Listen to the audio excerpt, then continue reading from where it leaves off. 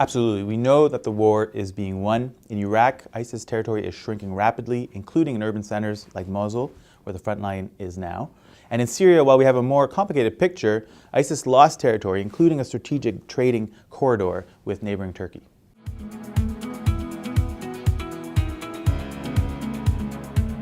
Winning in the battlefield is just one step. In terms of counterterrorism, we know that there's been a dramatic uptick in the amount of terrorist violence over the last 48 months, with spikes of terrorism in not only Syria and Iraq, but also in Afghanistan, in Nigeria, and in Turkey.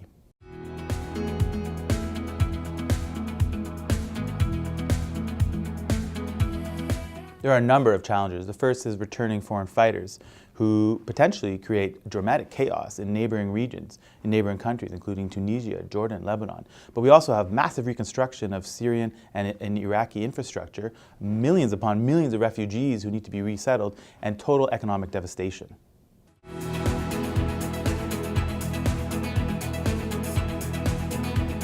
Canada and its European allies are in kind of a holding pattern, waiting to see how President Trump responds to the threat of counterterrorism and to the threat of ISIS. He has some strategic vision, apparently, but we don't necessarily know what that means for our engagement with U.S. efforts.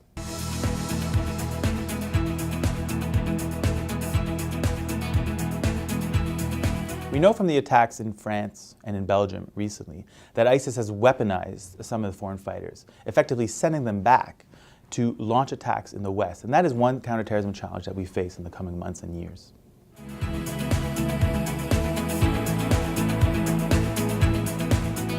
We know from European experience that some foreign fighters who have gone to Syria and Iraq to fight with ISIS have come back disillusioned with what they've seen and what they've experienced in Syria and Iraq.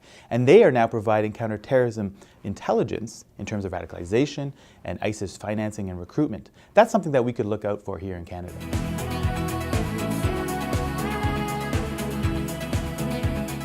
ISIS has proven exceptionally good at identifying and recruiting foreign fighters and foreign travelers to come and join its military and state-building effort in Syria and Iraq. We know that there's between 30 and 40,000 foreigners who have done so from 100 countries, including Tunisia, but also France, Germany, the United States.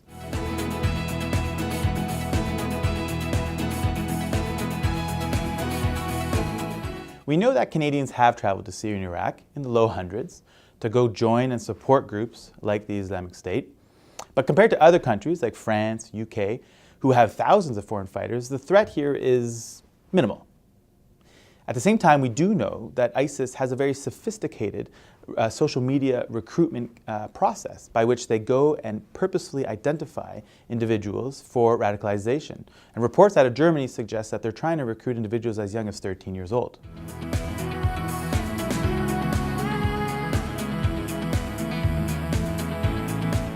Countries like Canada, the United States, and our friends and allies in Europe are teaming up with private firms like Google, Twitter, and Facebook to counter the online messages of hate and to counter ISIS propaganda on the internet. We also know that there's grassroots approaches, a community-based approach to help susceptible youths counter themselves the narratives of hate that they receive online and elsewhere. But it's a huge problem. We know that ISIS has a sophisticated narrative approach, and so we have a challenge of countering that effectively.